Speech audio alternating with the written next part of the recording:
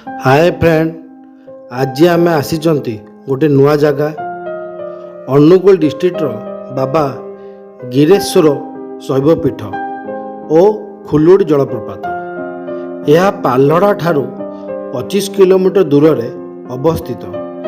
यही स्थानटी सौंदर्य परिपूर्ण बहु पुरातन शैवपीठ। यह पर्वतर पाददेश अवस्थित। मंदिर को लगी खुलुड़ी जलप्रपात। सुंदर झरणाटी कुळु कुळु शब्द बोही जाई अछि। श्रावण मासरे एठारे भक्तों भिड़ लगी रही थाए। निहाती भावे एठाकू आसी बुलिकी जाआंतु।